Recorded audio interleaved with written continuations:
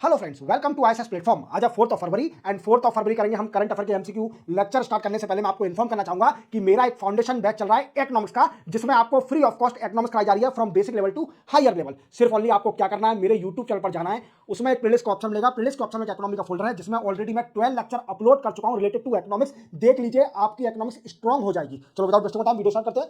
First question, mount Taranaki recently news located in which country. अब देखो, country तो आप पहले जान लीजिए, जो माउंटेन कहां पर है, न्यूजीलैंड में।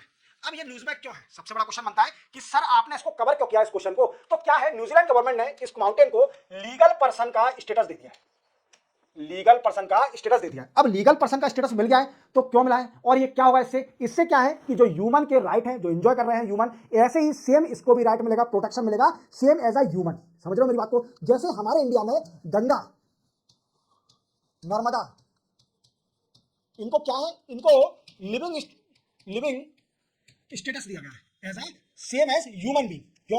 क्योंकि एक तो क्या है, ये रिलीजन इंपोर्टेंट है। गंगा जानते हो आप कि रिलीजन हम मानते हैं कि हमारी सबसे धार्मिक नदी है, क्लियर। और दूसरा क्या है, इसका प्रोटेक्शन, प्रोटेक्शन के लिए, प्रोटेक्शन ऑफ द रिवर और प्रोटेक्शन ऑफ द एनवायरमेंट। तो इसलिए इसको क्या करते हैं, गवर्नमेंट प्रोटेक्ट करने के लिए या फिर उसे रिलीजन से कनेक्ट करने के लिए इसको क्या करता है, लीगल पर्सन का स्टेटस दे देते हैं। समझे मेरी बात को। अब न्यूजीलैंड ने इसको लीगल पर्सन का स्टेटस क्यों दिया। देखो क्या है, ये माउंटेन है ना, ये कनेक्ट करता है न्यूजीलैंड की एक ट्राइब्स है, मयोरी tribes.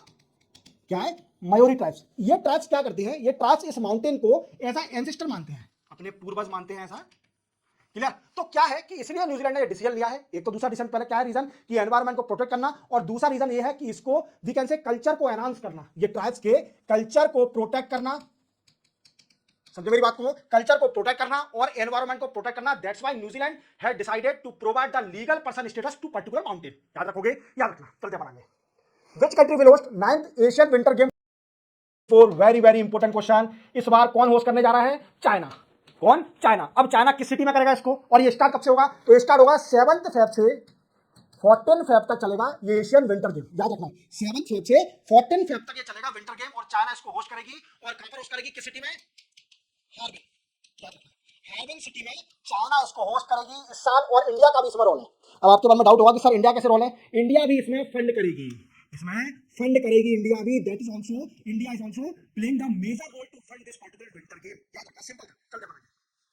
Which radio station has launch हर कंठ में भारत, हर कंठ में भारत ऑन बसंत पंचमी। देखो बसंत पंचमी में एक रेडियो स्टेशन है आकाशवाणी, आप जानते हो गवर्नमेंट का आकाशवाणी। आकाशवाणी ने क्या किया है कि हर कंठ में हर कंठ में भारत नाम से एक इनिशिएटिव स्टार्ट किया है, क्लियर। अब इसका मेन रीजन क्या है कि प्रमोट करना, प्रमोट इंडियन क्लासिकल म्यूजिक।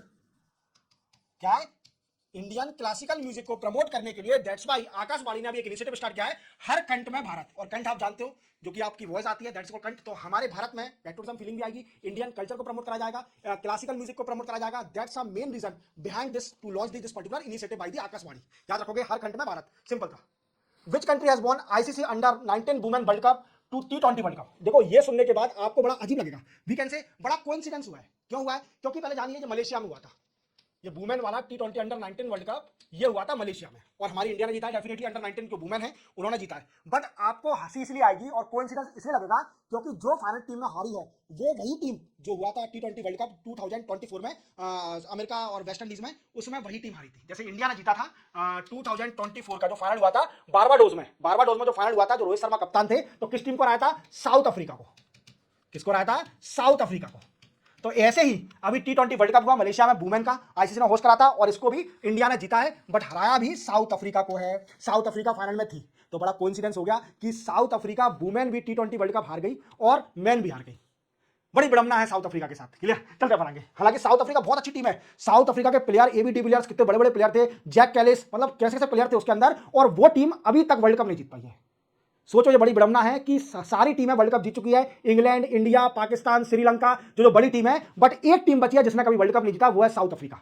चाहे वो T20 का हो, चाहे वो 50-50 का हो। ये बड़ी विडंबना है साउथ अफ्रीका के साथ। और अब फिर से अंडर 19 हार गई इंडिया से, तो वो अलग बात है। चलो अपन चलते हैं। Which album has been conferred Grammy award 2025। Very very very important question, इसको तो बिल्कुल रट लेना, जो आपको आएगा ही, मगअप कर लेना, रट लेना। रीजनल लैंग्वेज में बोला जाता है रटना, और रट लेना। ग्रामी अवार्ड किसने जीता है, कौन सी एल्बम, ये है बियॉन्स। क्या है, बियॉन्स नाम से एक एल्बम थी, ये जीता है ग्रामी अवार्ड, याद रखना। अब क्वेश्चन बनता है कि सर अभी मैंने तो ये भी सुना था कि इंडिया ने भी कुछ, इंडिया की एक वुमेन है जो चंद्रिका टंडन, क्या नाम है उनका, चंद्रिका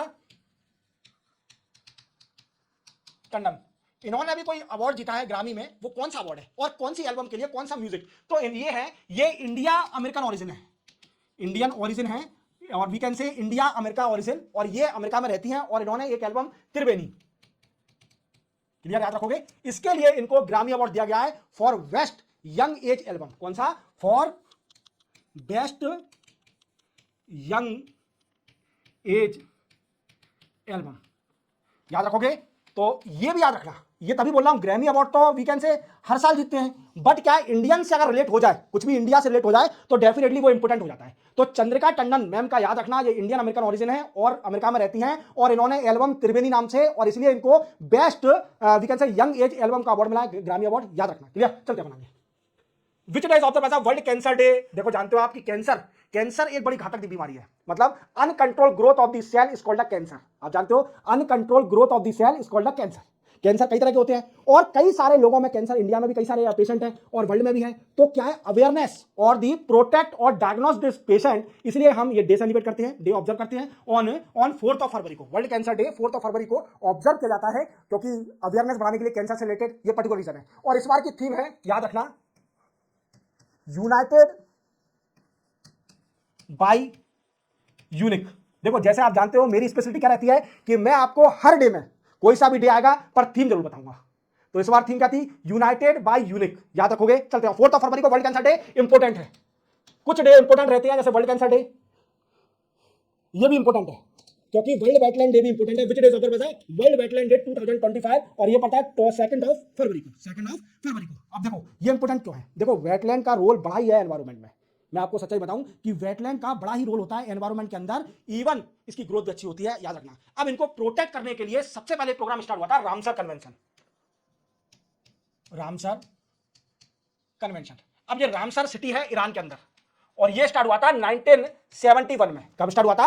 1971 में। और इंडिया ने कब ज्वाइन किया था? ये मैं आपको प्रीवियस लेक्चर में बता चुका हूं। इंडिया ने इसको साइन किया था 1972 में। कब? 1972 में रामसर कन्वेंशन को इंडिया ने सिग्नेटरी इसके साइन कर लिया था, क्लियर, याद रखना। India become signatory in 1972 of the Ramsar convention, clear. इसका मेन मोटिव क्या है? इसका मेन मोटिव है वेटलैंड को प्रोटेक्ट करना, वेटलैंड को प्रोटेक्ट करना। और मैंने आपको प्रीवियस लेक्चर में यह भी बताया था कि हमारे इंडिया में कितनी वेटलैंड साइड है? वेटलैंड है हमारे इंडिया में अभी कुछ दिन पहले 85 थी, कितनी? 85, बट अभी राइट नाउ लेटेस्टली 4 ऐड हुई है अभी, और अब इनकी नंबरिंग हो गई है 9 वेटलैंड साइड हो गई है। कितनी हो गई है? 9 वेटलैंड साइड हो गई है। पहले 85 थी, अब 89 हो गई है, 89, क्लियर, याद रखना। तो इसी के साथ अब रामसर कन्वेंशन मैंने बता दिया, वेटलैंड है, इसमें कई सारी इंटरनेशनली रिकॉग्नाइज करी जाती है, कई सारी वेटलैंड, उनको प्रोटेक्ट करने के लिए। जैसे मैं कुछ एग्जांपल बताऊं, जैसे भोपाल में भोजताल है, क्लियर, उदयपुर में भी कई सारी है, सिरपुर है, इंदौर में तो कई सारी, यशवंत सागर है, तो इंदौर और सीपरी में है, कोई मध्य प्रदेश से जो बिलोंग करता है वो सब जानता होगा, यूपी में भी कई सारी है। और हाँ, एक और याद रखना कि वेटलैंड शायद, मुझे आप बताना, इसका मैं थोड़ा कंफ्यूज हो रहा हूं कि किस स्टेट में सबसे ज्यादा वेटलैंड है। वेटलैंड साइड है सबसे ज्यादा स्टेट में है, यूपी के अंदर है या फिर तमिलनाडु में है, इन 2 स्टेट में से है किसी एक में। अब वो मुझे याद नहीं आ रहा है कंफर्म यूपी है नंबर 1 कि तमिलनाडु है number 1, clear, I think UP है नंबर 1, क्लियर, याद रखना। चलो ठीक है, तो इसी के साथ 4 फरवरी के करंट अफेयर के एमसीक्यू यहीं कंप्लीट होते हैं। चैनल को सब्सक्राइब और बेल आइकन प्रेस करना ना भूलना। अब आपको क्या करना है? आपको मेरे YouTube चैनल पर जाना है, वहां पर आपको एक प्लेलिस्ट का ऑप्शन मिलेगा। प्लेलिस्ट के ऑप्शन में एक इकोनॉमी का फोल्डर है जिसमें इकोनॉमिक्स के 12 lecture at free of cost देख लीजिए, बहुत बेसिक लेवल से पढ़ाया है, क्लियर। मिलते हैं हम कल, तब तक के लिए जय हिंद।